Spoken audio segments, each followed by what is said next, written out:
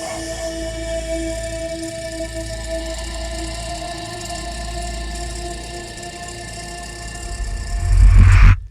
an excellent day for an guest. You'd like that? What are you, fucking nuts?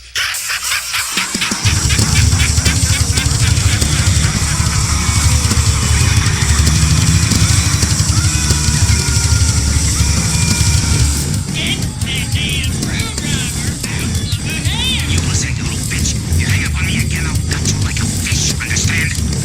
I want you to pray to your God. I want you to pray that he comes and saves you. Do I look like someone who cares what God thinks? Welcome, fellow horror fans, to our little show titled What an Excellent Day for a Podcast. This is Episode 2. We apologize that we had a little break in the action here, but we are now back and ready to talk all things horror once again.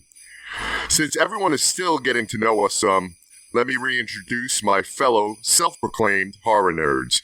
Around the horn we have Danny C., we have Joe T., we have David, and I am JC.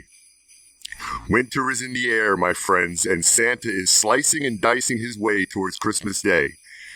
Love the holiday season, and there is absolutely nothing better than curling up on a cold, dark winter's night with some Christmas-themed horror. Tonight, this group will tackle a little 1974 Christmas horror classic titled Black Christmas. Join us as we dissect this early slasher and possibly even touch on the not-so-great remakes that came after. So, horror fiends, if you're ready, straitjacket yourselves in, and let's talk some damn horror. What's up, guys? Happy holidays. How's everyone doing? Good. Great. Good. Everybody. Merry Christmas. Yeah. Happy holidays. Sorry. Yes. Happy holidays. So the one that started it all for Christmas horror movies, Black Christmas. Holiday horror movies. Holiday horror Yeah. movies. That's right. Yeah. General. Slasher, right? POV. Right? Yeah. That was kind of one of the first. So, Black Christmas, 1974, came out on December 20th, 1974. At the budget of $620,000, had a box office gross of $4.1 million. IMDb rates it 7.1 out of 10 with Rotten Tomatoes score of 71%.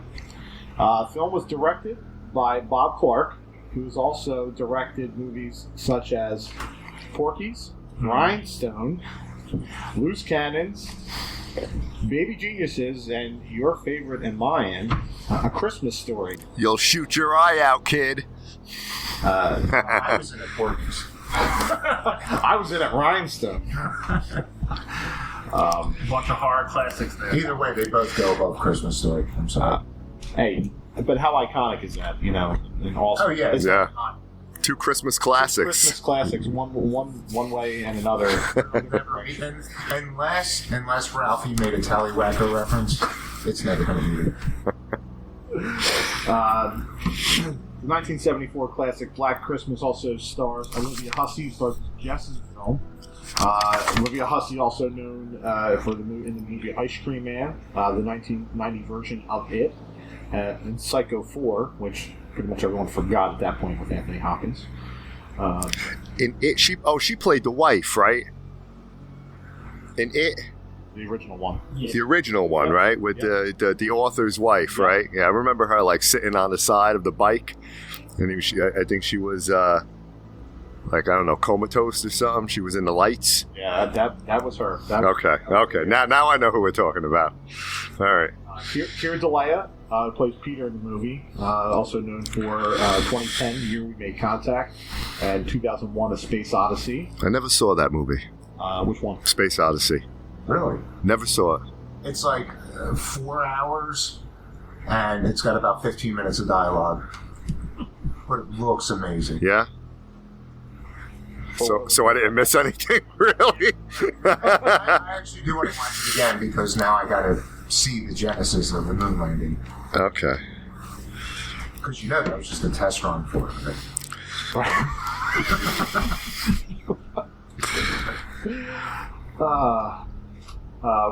Margaret Kidder, also known for the Superman, the series with Christopher Reeve, the movie series. OG Lois.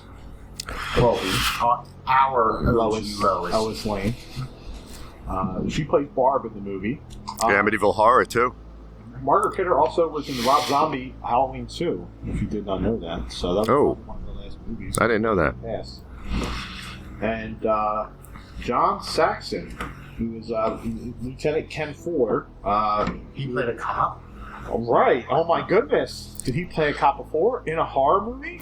Was he like a real cop in real life? Because he is always playing cops. And he's good.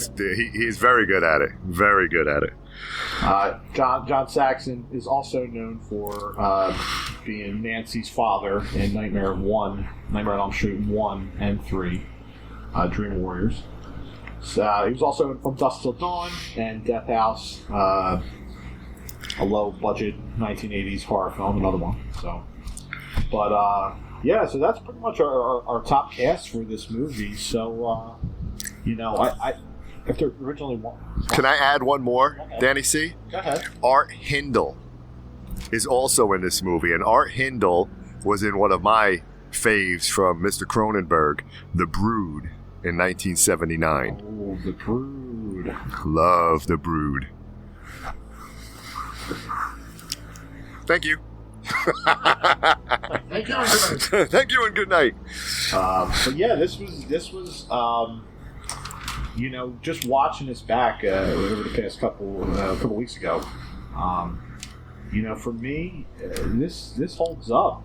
Almost 50 years later, we're coming up on the 50th anniversary in 2 years. But for me, this is a movie that still holds good weight to the horror industry. It was kind of where it was one of Elvis and Steve Martin's favorite movies. Yeah. I don't know if you guys. Wow, I didn't know that. I recently heard that and it blew me away. Yeah, so I think Steve Martin had watched it like 27 times or something.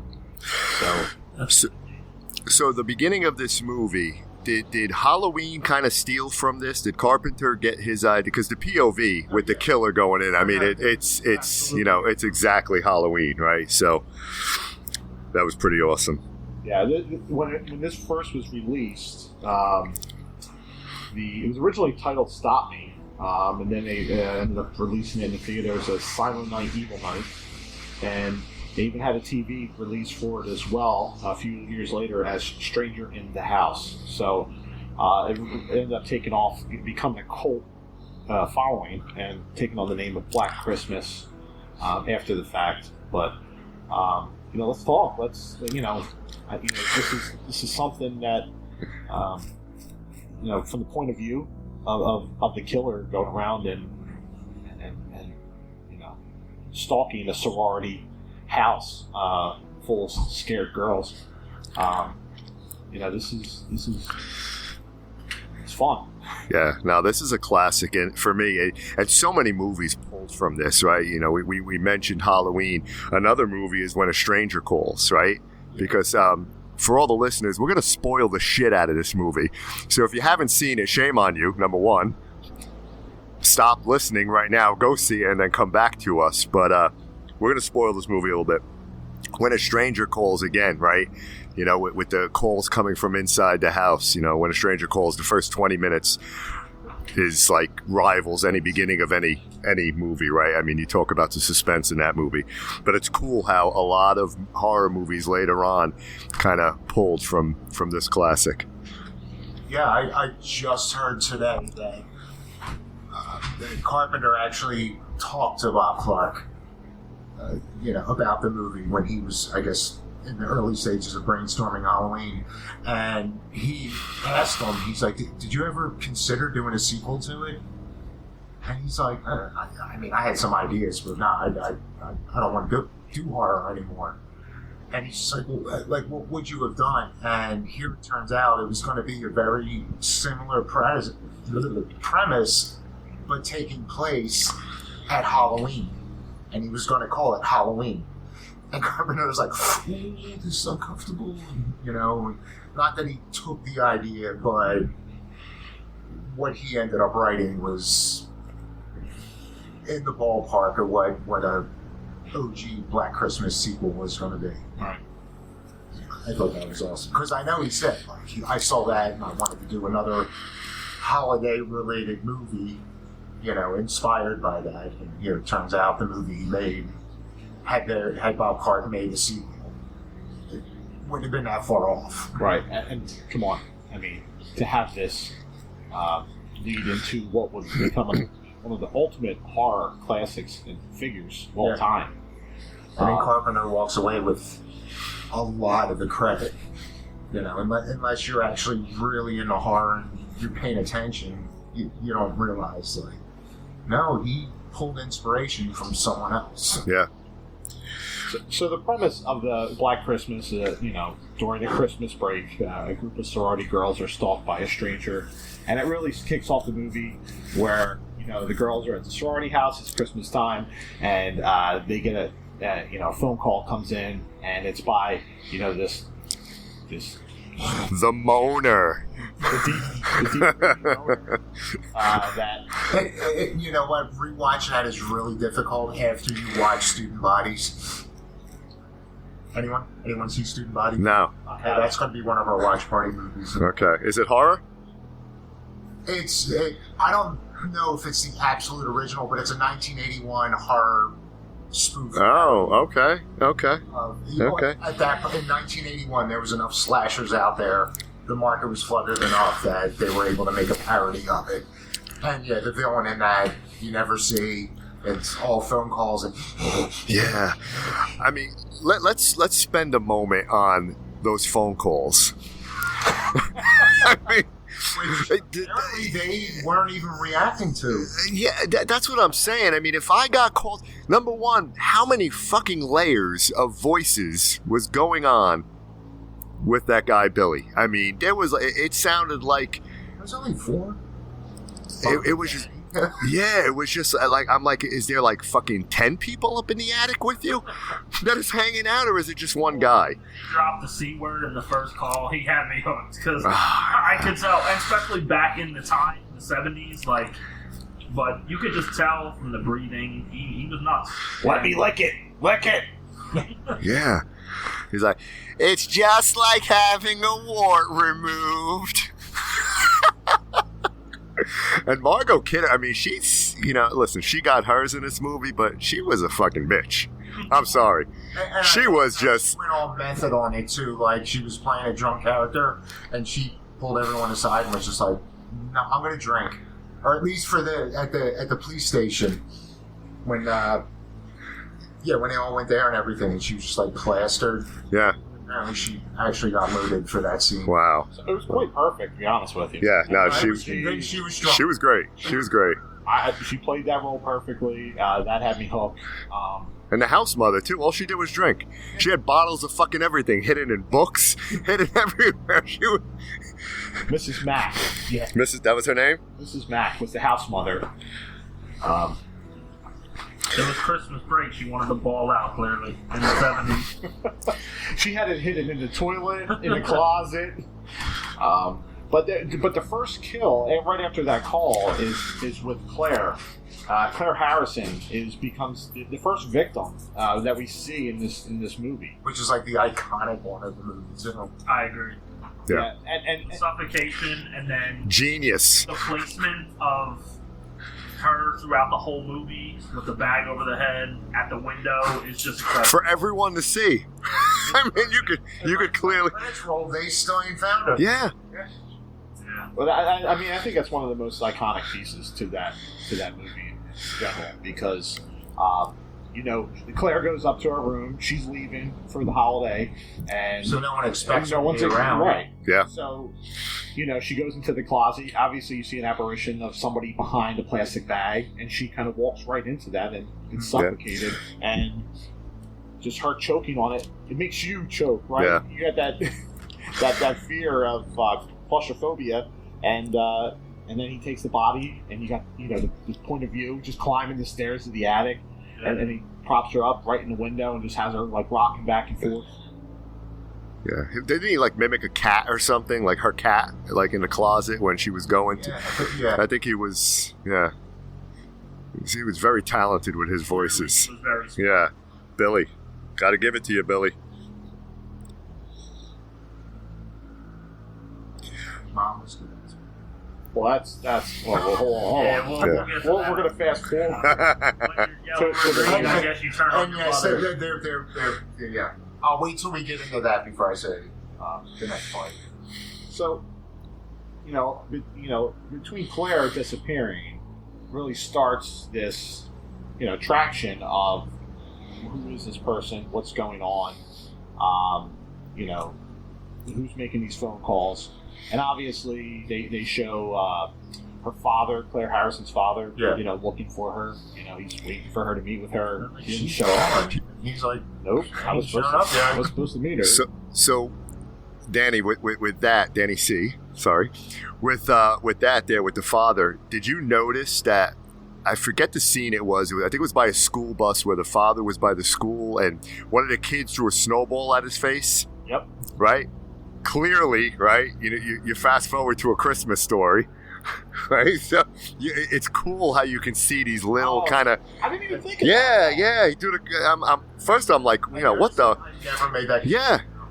I made that connection, but I'm like, holy shit! And it's like, dude just threw a snowball at the guy's face, and no one did a damn thing about it. But yeah, there's definitely, Bob Clark. He was like that. He was connecting all the dots with his other movies. He's just a bully. But he goes back to Mr. Harrison. Goes back to the house and he talks with the sorority mom. And you ever see when she's up in the room and he's like looking at everything that she does, and she's got the pictures of the grandmother. Express yourself. And it's going to stages of her expressing herself, and then the last one's like Gary giving the middle finger. That's what she was trying to hide it. She's trying to hide the picture, like she steps in front of it, and then you see the couple scrolling over the peace sign in the photo on the door, and then she's trying to like cover it so he doesn't see it. There's a lot of funny parts to this movie. They bring in some cheer, to the horror that would soon come. But no, they don't really show a lot of slashing. This is very old school. No gore. Really. There's no gore whatsoever. It's You see after the fact. a reddened weapon afterwards. Why did the house mother hide the alcohol anyway? I mean, she's a fucking adult. We'll have to keep it all for herself. Yeah, there you go. With Margot Kidder around, right? There was something in her job that she at least had to give the illusion of being responsible, but I guess. in the 70s, I'm pretty sure they all did that. It was in a toilet, in a book. Yeah, it was everywhere. In a closet. I think I'm going to jump on with that theory that it was just a matter of she didn't want anybody stealing her shit. When they end up going to taking Mr. Harrison over to the police station with Margaret Kidder, who plays Barb. She's pissed off because she doesn't feel like they're doing enough. And then the cops trying to get down the information. And Yeah. the best one was, okay, what's the phone number? And the exchange. I was born in '82, so what the fuck is an exchange? A phone exchange. But see, I knew that was a thing, but I was a toddler, so I guess I wouldn't have remembered that. I was born in '73. I had no fucking clue what they were talking about. So maybe I missed something. I remember as I got older, I was told that's how phone numbers work. Right? She asked Sergeant Nash asked for the phone number, and she says fellatio, and she spells it out real slow for him. He had no fucking clue. And it turns out the actor had no idea either. The actor, He didn't even get the joke, so that was sincere confusion. Oh wow, no, I didn't know that. Not once. He didn't want to ask. He was embarrassed to ask what fellatio was, and then he didn't get it until they bring it up again with John Saxon, the lieutenant, and the other detective that was in the room. Mm-hmm. And that guy was from Porky's, right? Didn't he play it was the gym teacher that was screwing In 20 years, so what's her name from Sex and the City? Kim Cattrall. Yeah. I just thought it was fellatio 20880, and later in the movie they're talking about it. He goes, "Hey, didn't they come in here? What number did they give you?" And he's like, "Fellatio." He's like, "Yeah, one of the girls gave it. One of the girls that was in here this afternoon gave it to me." And they're all joking around like, yeah, I bet she did. So, this is some of the comedy parts of the movie, but overall it was setting up a lot of, they bring Keir Dullea, Peter's the boyfriend of Olivia Hussey in this movie, Jack. Oh, yeah, we got to talk about him. Because she, she's got the secret to tell him, that she's been hiding, and obviously it's, I'm pregnant, and he wants to keep it, and she doesn't. And now, he's got his own career he's trying to figure out, and, he's not focusing enough on it, and it seems like she doesn't want to be with him. He wants to be with her. He's going to become psycho about it. And she totally doesn't want that kid. No. Was he one of the... Remember the hockey player, the hockey game scene? Was that him? No. Was that Art Hindle from the Brood? Who was the guy because that hockey mask was the ugliest fucking hockey mask that I've ever saw in my life. That was old school hockey. That was Bernie. That was old. That was no Jason Voorhees hockey mask, my friends. That was Claire's boyfriend. Okay. So yeah, they, Barb's on point. They go report it to the police. They know what's going on. Jess has got her issue going on with her boyfriend. They end up going back to the house, and I think Barb has the scene where she's just trashed and they're eating dinner. And what was the comment she made about turtles, about how they just don't stop fucking for like 3 days. Oh yeah. Didn't Margot Kidder try to get a kid drunk in this movie too? Oh my goch! I mean, what the fuck? You saw that part? I did see that part. I made a note of that. The one guy was playing Santa, and he walked into it. Worst fucking Santa ever. The worst Santa. And she's just sitting in the background, just giving the little kids some sips. Yeah, it was great for its time, and I'm sure my great grandmother was doing that to us, and giving us a little sip of this and that. Oh yeah, you got a toothache? Here's some whiskey. Yeah. Here's some brandy. Rub this on your gums. That's how it was, man, growing up in the 80s. I showed you that pic, right? The little kid with the guy smoking a fucking cigar next to him, ashtray, beer over here, blowing out the candles of his bed. Only in the 80s did all that shit happen at once. Different times, man. So why did they wait so long to report these fucking calls? I think it just took a while for it to fully sink in. Like, once the dad got involved, they were like, you know what? Yeah, people aren't accounted for all of a sudden. Yeah. Like, they all just went in assuming. Yeah. Like, all right, they left for break. But once the dad showed up, I think that's when they really started thinking. Or they're all just sick at the same time. Yeah, I never understood. Until she found the bodies. I mean, if I'm getting calls like that in my fucking house, yeah. Seriously, that's what I was saying. Like, apparently when they shot those, like, Bob Clark was just reading lines off camera, but they were different from what was in the movie because he felt that if he said what the actual what that end of the conversation was actually going to be, like that, like it would have thrown them off, and he wanted them to have that bored, like not taking it seriously look. And then when they had the guy dubbing the actual phone conversation with the real thing, now it's like he's saying this really fucked up shit, and they're just kind of like, yeah, whatever, you creep. I actually watched this with captions, so it was pretty cool. Oh, okay. You don't realize.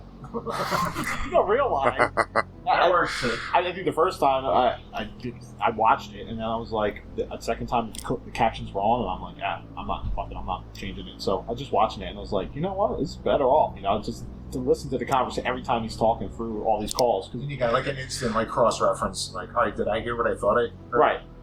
Right. Did you just use the C word? Right? Yeah, he did multiple times. But yeah, so when they put Peter in there, as is he the guy? Well, yeah, they made it seem that he was the guy. Yeah. Could this be the guy? And then Billy was quoting him. Yeah, Billy. He kept mumbling stuff about Agnes. He had no idea who's Agnes. Yeah. The house mother ends up going up to that. She hears something. She thought it was the cat. That was a cool kill. Yeah, so she Yeah. puts her head up, and then they swing that Yeah. pulley into her and hooks her and No. brings her up. Now, why would she think the fucking cat is up there? How the fuck is a cat going to get up She was there? drunk. That's true. She had alcohol everywhere. So once that was in place, and she was the only one to hear anything go up there. So that kind of set the tone for the rest of the movie, because now you knew that the rest of the group was going to get knocked off or killed or what's going on. And they also throw in that there's another missing person, another missing teenager. Yeah, yeah. So it kind of really throws you off, like, okay, well, is this killer a part of this going over here? Is this a one-off? Is this multiple, missing killings going on? And they have a search party. They think that, they can find Claire, if they find her missing body as well, so they get them to be a part of the group. So a lot of things are going on to pull people out of the house, because they're saying, like, this is Mac, like, oh, I'm leaving. If I'm not here, I'm leaving for the week. I'm going away for Christmas break, and she leaves, and they think that she's gone, but nope, she's really dead upstairs. She never made it to the taxi. So it makes you think about all the things that are happening, and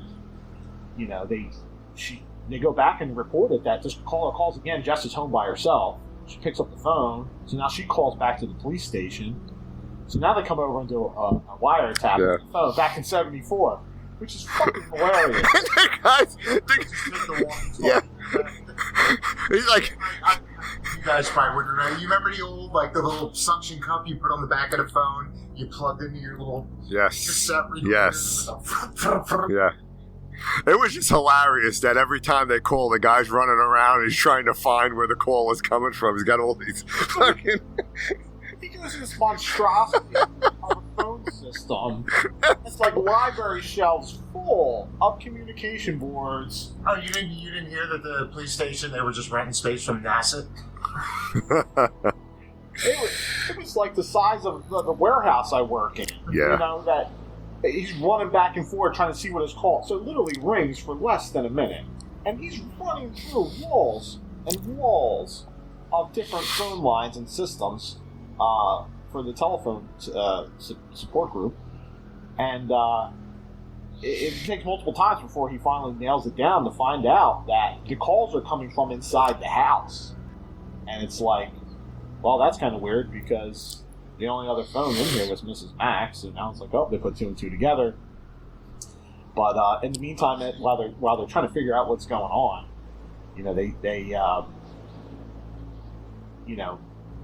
Barb's drunk, she's passed out, she's upstairs, and then you got Phil, which is like Harold Ramis's like lookalike with a wig, female, and she's in the house. Now you don't know what's going on with them, and the iconic piece that Margaret Kidder did get killed with, unicorn, right? The glass unicorn. Yeah. The dagger that you basically just see in the shadows after they just show it for a brief second while she's pissed drunk. I have a question. Did Billy ever leave the house? Like, he had to eat, right? I mean, was he always in the attic, or did he just come and go? Because the window was open, he could climb up, he can climb down anytime. So I was always curious as to whether or not. It seemed like they were implying, like, he was kind of living up there once he broke out. Yeah. But whether or not he actually was, I don't know. I mean, you go get a pizza, climb back up the wall with the pizza. The one that drank the one bottle in the closet from Mrs. Mac. That's true. Could have been a sandwich in there she might have had. That's true. I can't. Oh wait, this was in Canada. This was filmed in Canada. So.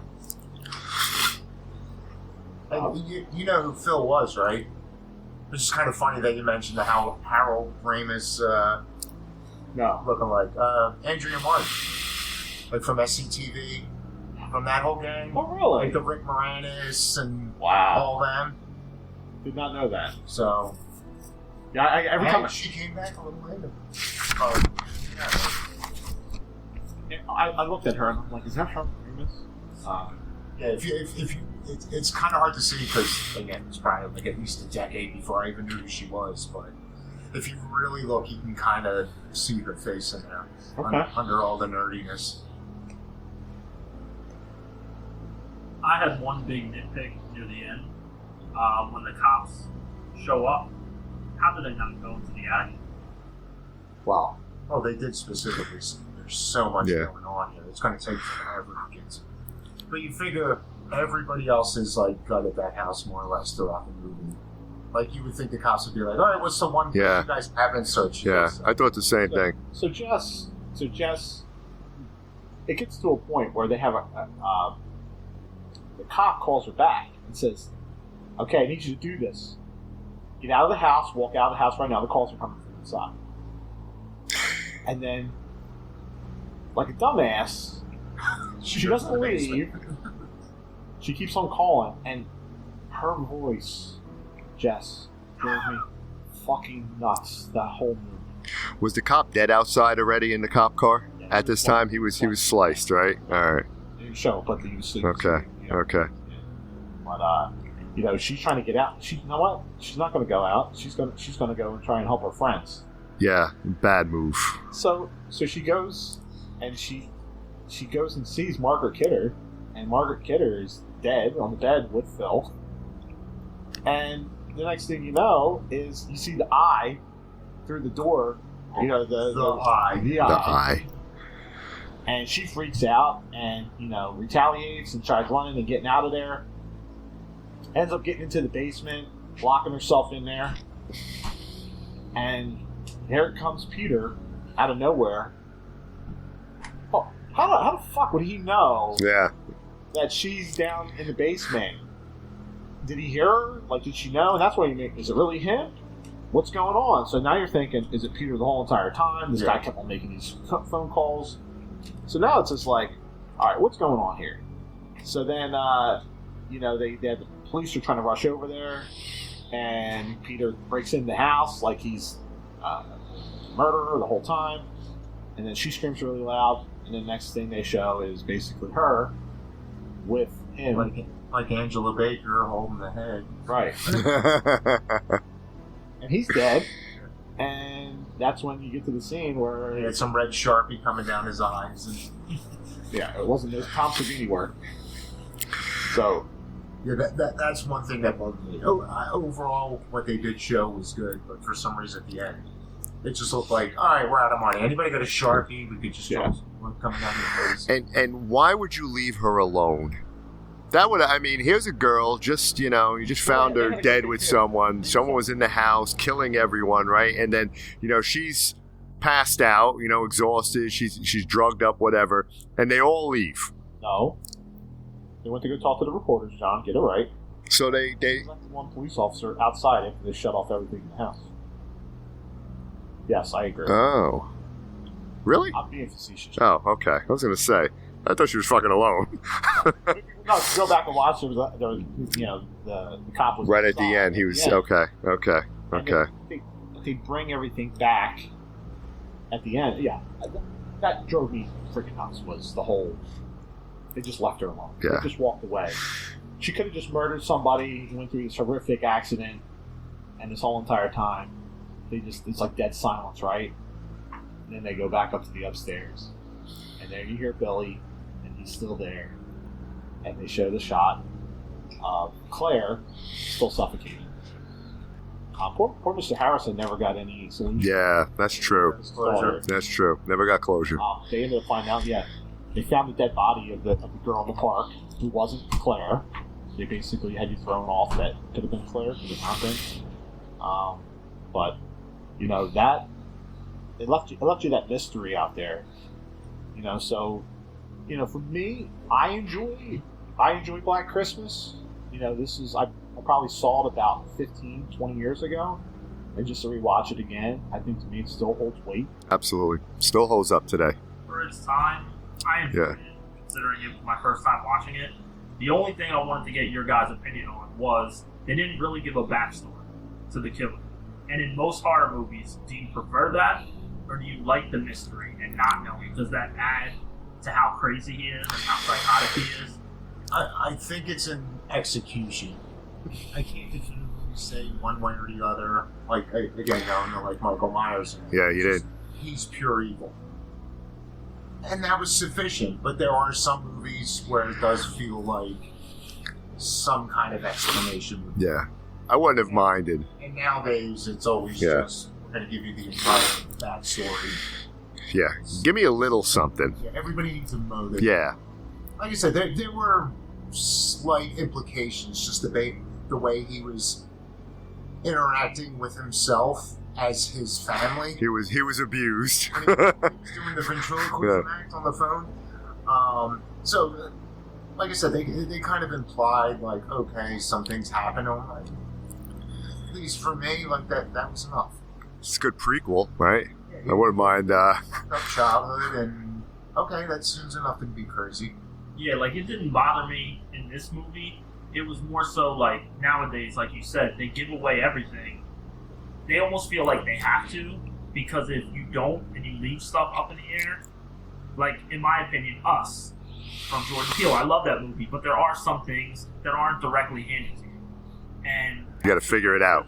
Yeah. that they get for that movie. And it's like, but older classics got away with it. And that's, which I liked it. It didn't cause me to dislike this movie, but it's like, the horror fans of today, like you said, they want everything. Yeah.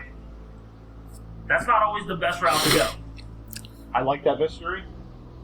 For me, I also, you have to go back to that time and that genre back then. You know, what were horror movies like? Money that was available. They got to be creative, and I think that they took different aspects that were kind of never used before. You know, people always say, "Oh, that wasn't the first movie to do this or that." But a lot of this film was a lot of the kickstart to things that ended up coming as Halloween ones. Yeah. Yeah. The POV, you know, point of the killer. I thought that was really cool, especially when they didn't have a steady camera. You know, just coming up with that idea is pretty awesome. That wasn't invented for years from that point. Wait, you look that was the same year. Wasn't that the same year Texas Chainsaw Massacre came out in '74? Right. So, Joe, to your point, you didn't really know much about Leatherface, right? In that family, I mean, they're deranged and all that, but you know, we didn't start learning about the backstory to Leatherface until all the sequels that came out, right? So, I think at that time it was more just shock value, right? It was just more kind of, you know, you don't need to know too much about it, and what Danny says as well. It's weird calling you Danny, by the way. Why is that? I don't know. I'm just getting used to it. I know you was Dan, but no. Danny's good. Nostalgic. And now I forgot what I was talking about. Texas Texas Chainsaw. Chainsaw. Yeah. No, you lost me. You can edit that out, Sean. Thanks, Danny. Let's spend a few minutes on the remake. Oh God, could I bow out of this one? That's why I said a few minutes. Oh yeah. Oh, by the way, I was looking something up on YouTube and I found a review in 2019. Thank you guys for scratching out. Yeah, I couldn't do that. Yeah, so we're not going to talk about the 20. So there was remakes of this movie that are out there. Remakes. You know, we're not going to talk about the 2019 version from Blumhouse. You know, I know how much you love that, Jason. Oh, Blumhouse. Fuck. They totally took this concept. They got the sorority girls, and there's this killer on the loose, and then, you know, it's basically run by not just one person, not Billy. It was a cult with special magical powers coming from a fucking statue. Oh, you're talking 2019. Yeah. So yeah, really, basically, they took the name and like, let's do something very loosely based around Christmas. Yeah. That's what I'm saying. Like, yeah, because I know originally we were talking about like running through all of them, and so I'm glad that was yeah. So I mean, you know, for this sake of this podcast and trimming it down to the best we can, that's why we figured we'll just hit on, you know, Black Christmas from 2006, which was very similar, not as much. You got to understand, you know, this is years later. Technology is different. You know, cell phones are introduced here. You know, they're in play, so we don't have rotary phones and phone extensions.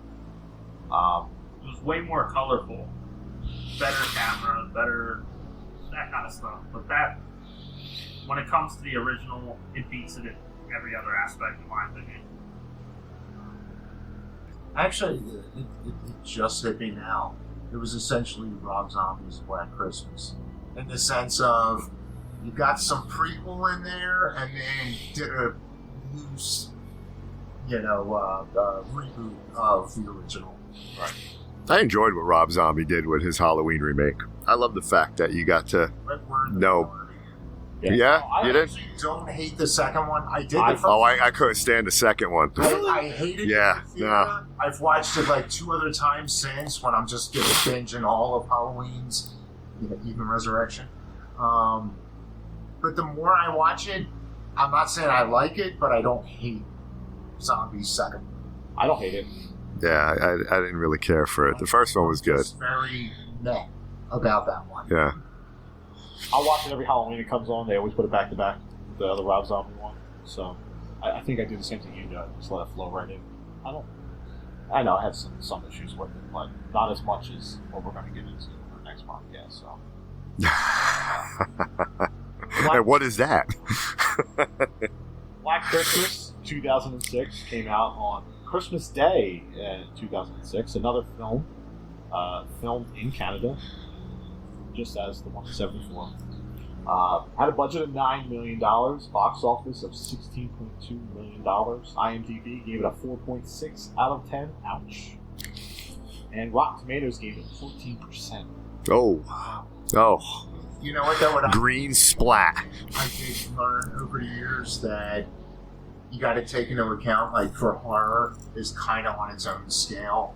Like, for a horror movie to get like a 5 or 6 on IMDb, that's like a 9 or 10 for any other movie. Like, they always seem to come in low.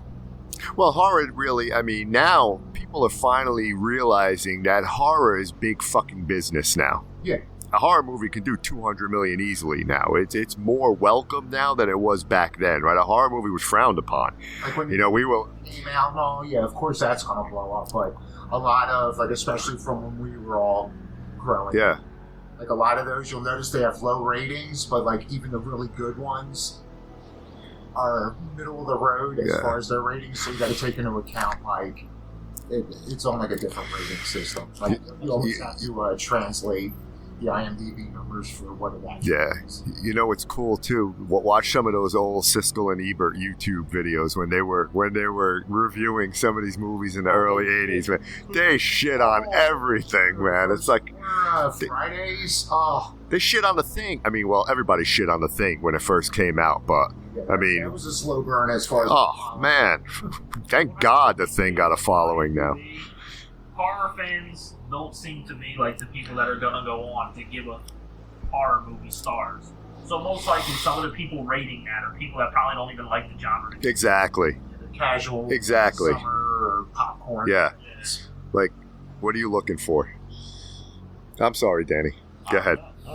Yeah. If horror fans have something to say about a movie, they're going to bitch about it on social media like a normal person. They're not going to go to IMDb. All right, 6 stars. Yeah, but that's also bringing in other people that follow different genres as well. So that's what I think. Yeah. I look at that. I always like throw it out there because I kind of see where did it rate and how did I feel about it at the end of the day. Just to kind of look at it. Yeah. For me, 2006, it brought a lot more gore.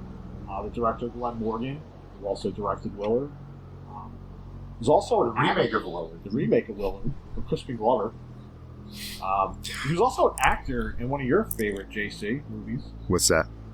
1986 Trick or Treat. Oh, classic fucking movie. Sammy Kerr, baby. Glenn Morgan, the director, was also in the 1986 movie. Wait, was he Sammy, or he was just in? He was in the movie. I don't know. Oh, okay. I was going to say, how would I not have? I will fucking fight anybody that tells me the Trick or Treat soundtrack by Fastway is not classic. Oh, it's one of the greatest. I love that soundtrack. So I've never seen Trick or Treat. My only issue with it is, I was going to say, when I bought the DVD, it's got right on the box. Sounds like starring Gene Simmons and Ozzy Osbourne. Yeah. Together, they're in it, a minute? Yeah. Ozzy was, the name, right? You gotta, marketing. Gene was DJ, and Ozzy was a preacher. Yeah. fucking preacher. Devil music. And it had the whole, play the album, backwards and shit like that. And Yeah, but it had Skippy in it. Like, Skippy, yeah. Fucking Family Ties. Was that Family Ties, Skippy? Yeah. Skippy was, he was badass in that movie at the end. did he? We might need to watch this come Halloween. We got to do Trick or Treat. No, I'm not going back and watching Michael J. Fox. On episode 4, we discuss season 1 of Family Ties. Maybe it's Michael J. Fox when you can just look across the table at me. I don't know. And I don't even have an excuse. I'm just a fidgety prick. You just went right to 12. Dave. No. You skip right over 10. Danny, continue with the let's move through this. The writer-producer for Final Destination 1 and 3. A Oh. lot of the cast from 1 and 3 end up showing up in this movie. Ramona Flowers herself. Michelle Trachtenberg is in this. She plays Melissa, known for Disney movies. Mary Elizabeth Winstead. 10 Cloverfield Lane thing, Death Proof, Final Destination 3, The Ring 2, and Abe Lincoln Vampire Hunter. She's been on the tear for as far as horror movies and thrillers. So 10 Cloverfield Lane. What the fuck? I finally saw that 3 years ago based on, everyone's like, oh my god, it's amazing. I thought it was going to be Cloverfield again. I'm waiting for a fucking monster to destroy things, and towards the end, you finally get the connection to that world. But Dahmer bucket in the corner. yeah. Lacey Chabert from Mean Girls, another teen movie was in it. Kelly Presley from New Nightmare on Elm Street, When a Stranger Calls, Wolves at the Door, some horror movies there. She played Katie, ended up being the heroine pretty much of this movie. Claire, Claire ends up showing up again in this movie instead of her father looking for her. She's the first kill again, and oh, what a shock! It's a fucking plastic bag that strangles Claire again. How original! Well, they could have not reused that. So, and on top of that, you get a corkscrew to the head. That was kind of the first scene, but they do it justice. Hey Billy, where's the corkscrew? They should have updated it a little bit, but at least use like a fucking Ziploc freezer bag or some shit this time around. And they throw the body up there, and they give respect to the original. Yeah, they do.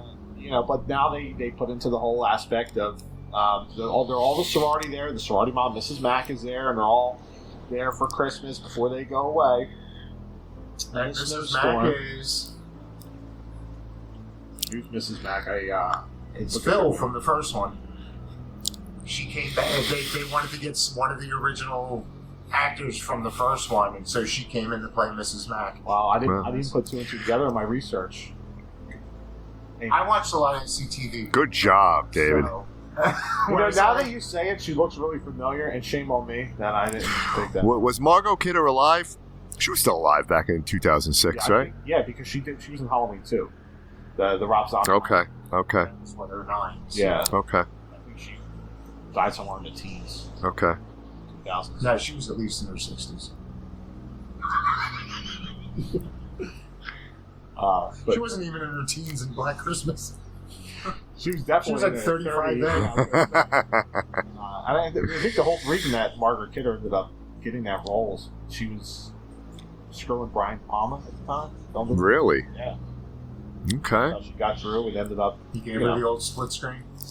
Gave her the old... She made her way to Interpret fame. that as you want. She made her way to fame and ended up becoming one of the Supermans years down the road. But so for this, the 2006 version, we got the whole party is basically that they're giving gifts as if it's coming from Billy. Like, okay, now you get a little bit of backstory now. So now it's like, okay, A little bit? this is the house Billy grew up in. They're like, I don't know why we're doing this. They're passing around gifts. In the meantime, there's shit going on in the attic.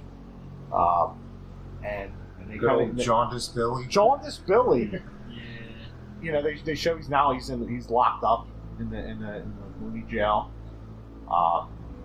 they go down that path of telling different stories. They break away and they go do, they take it back about what happened. So, basically this case, Billy ends up, he had a lot of love for his father, and his mother had a lot of love for him. It's gonna take a lot of love.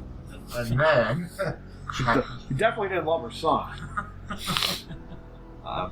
So she ends up screwing the guy, her lover, and basically ends up killing Billy's father. He comes to resent both of them. And then as they go through the film, they jaundice Billy. Angry Billy ends up, they end up locking him up in the attic, taking away his Christmas. And I don't remember seeing this movie because I thought I had seen this, and I'm thinking of the 2019 one that I ended up seeing, so I totally missed out on this one completely. And she's screwing her boyfriend on the stairs one Christmas, and Billy's a lot older, and Billy's up in the attic, and he has his little gift, and he's up there, and she's drunk, and he passed out on the stairs. She's screwing him, her boyfriend. She goes up into the attic, sits on Billy's lap, and then it's like, wait a minute, are you kidding me? And then 9 months later, Agnes is born. Oh, Agnes. So now you get the backstory of when he's talking about, when he's making the phone calls, he's talking about Agnes, and then he's got the baby. He talks about the baby on the calls. In the first one, in the original one, 74. And now you get this backstory that, okay, Agnes is his kid, and it's from his mother. I'm my own grandpa. And I guess this is why, to branch off my point of the original, when it didn't really have a backstory to him, I don't really feel like the backstory in this one added anything to the movie. Like, I mean, it's cool to know the stuff, but I preferred Billy in the original, to the killer in this one. It's just a waste of time, honestly. All I liked about this one was the chaos and the gore. And to me, that's the only thing I remember and will always remember. And he's yellow. Yeah, just put a little Coldplay in the background. Go into some Marvin Gaye when Mom goes up in the attic. Or Barry White, whatever the taste is. So I think we all agree the classic trumps. Absolutely. The original trumps the... I would say different. Really? I know I'm just going to get fired from existence, but I wouldn't say that the remake was better, but it was such a different movie. I felt like it was really good in its own way. Okay, and I think that's fair. That's where part of that Rob Zombie analogy kind of clicks, because again, you got backstory you didn't necessarily ask for, but then it goes into a remade version of the original very loosely, and then also the original Halloween was a thriller. It was like a stalker thriller with some kills in it, whereas the remake is full on slasher. Yeah. So, and I guess it would be just as divisive as Rob Zombie's remakes. So yeah, I would say with this, I didn't hate it. And I did also hear somewhere that where they went with this, as far as the backstory, was it was like an exaggerated version of Bob Clark's headcanon when he wrote Billy. Apparently he had it figured out, and somehow, I don't know if he's told in an interview or what, but where they took it in the 06 version, this was actually Bob Clark's okay, yeah, this is shit that happened to him when he was a kid. And they just took it and I think just made it a little more sensational. And they did that because there's a lot of comparisons to this movie from the original. Yeah. It's just funny how, they got a rotary phone and a cell phone in this one, right? You have... and then 2019, what was it? I thought I heard something it was emails or DMs. Yeah. He was getting all up in their DMs. Oh, jeez. No, but, I mean, there's a boyfriend in this one. Yeah. Who, now they got internet porn. Now this one's sleeping with that one. This one knows about it. Now, where did she go missing? Why is she missing now? He's all of a sudden up in our business. He's sneaking in, trying to find his girlfriend. They have you think about, okay, well, if Billy's in jail, he's locked up in the loony bin. Who's doing these kills? And then you think, the one girl comes out of nowhere. I think her name was Eve. She comes out with the unicorn head. She was like the weird one that they kept making fun of. I'm like, oh, well, maybe that's Agnes the whole time. And then the best scene is when he goes, Billy, they go back to the reason why he's in jail, and he goes fucking ape shit on Christmas Day, like 15, 20 years prior, and, jabs, goes right through his stepdad's eye, ends up going right through Agnes's eye, takes her eye out altogether, and kills his mother with a rolling pin, and then takes a cookie cutter into her skin, cooks the skin, and then the cops come in, and he's dipping it into the milk and eating them as the cops are coming in and seeing the lovely mess he just made. Which I was like, okay. I'm guessing with enough seasoning, though, I'm sure it'd be delicious. All right. Like bacon chips. All right, we're going back to Jeffrey Dahmer again, right? Okay, just making sure. We forgot, we were talking about, at the beginning, we were talking about all the movies that Bob Clark made. We forgot another, which I think is a really underrated horror movie called Children Shouldn't Play with Dead Things. I didn't know he did that. He directed that movie. I mean, I haven't seen it since like 93. Yeah. I actually own that on Blu-ray. Have you guys seen that yet? I have never seen it. Yeah. That was part of when I was seeking out like Faces of Death and like those movies back in like the early to mid 90s and all. That was one that kept coming up. And I remember rented it from Hometown. We were condo sitting for that TV. It was like a theater. It was like I think it was made in '72.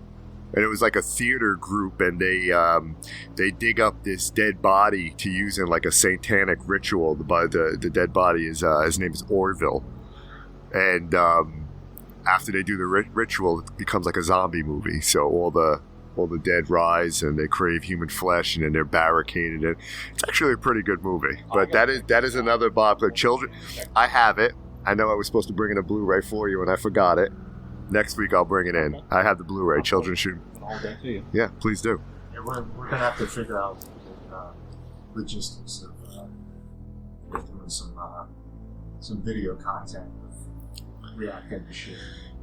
Yeah, I'm all for it. I'm all for it. Yeah, that's it. I completely forgot that movie existed. Never knew Bob Clark did it. Yeah, Children Shouldn't Play with Dead Things, man. Classic. I haven't seen it in a while, but I own it. Just to get back to a few other quick. Yeah. Do we want to rank these movies too? Do we want to give it a little ranking when we tie it all up? Yeah, I think we should. Okay. We can finish up with so just some of the comparisons quickly. Yeah. I think they Go ahead. With the suffocations in this movie, like the one for the first one was just enough. There's multiple strangulations in this one, and then the eye through the pinhole in the wall in the shower was great. It was coming up through the floor. They went overboard in every aspect. It's just certain things that was unique to the first one. They just went overboard in this one, and they featured it like multiple times. So they focused on making it more again like the slash. The unicorn head with the pointy horn made its way through there again. And you got Claire's sister comes this time, not her dad, but it was her sister, and then it was her boss sister. Haven't talked to her in a while, and it ends up they end up bringing her in. Is she the killer? She knows what's going on. You have no idea, and it just makes you think about there's different aspects, just like the original one. Not so much comedy. There's a lot more gore. The kills were a lot better. Obviously, different times, more money, and after all, Katie, who ends up surviving in the house with Lee, who's Claire's sister. They end up. You think that Billy ends up getting out. He ends up breaking out. So now him and Agnes are tag team, and everybody in the house are trying to kill everybody. So as they go through everybody, them two are the only two left. You think they're dead, and they go to the hospital. And guess who's in the hospital? You think they're dead? No, it's Agnes and Billy. And the final scene for me that was awesome was that Billy ends up falling through down the stairway, and he becomes a tree topper into the sharp topper on the Christmas Was tree. he, or was he about a third of the way down? Maybe it was just a third, but he was just. He was closer to being the Garland than the topper. But I mean, for me, I just think that I take things for what it's worth this time. If I had to rank them, like 1, 2, I'm only going to compare these two. I don't even consider the 2019 Blumhouse version because that got too fucking weird. It just got off to another. It was a cult and then multiple sororities, just chaos, and it just didn't do anything for me. And that's why I say the first one I would always rank 1, 74, and then 06 is 2. It was a nice touch. They tried. It was different, like Dave said. I'm okay with it. I'll watch it again. Probably next Christmas comes around. I might throw it on and watch it, but it wasn't terrible for me. How about you, JC? For me, again, I'm going to be brutally honest. The 2019, I think I sat through like 10 minutes of it and then shut it. The 2006 I saw a while back. I vaguely remember. That's why I didn't talk a lot when you guys were talking about this. I remember bits and pieces of it. But for me, it's the original. The original for me is classic. I think it was one that revved up the engine for a lot of horror movies to come. Just for the inspiration.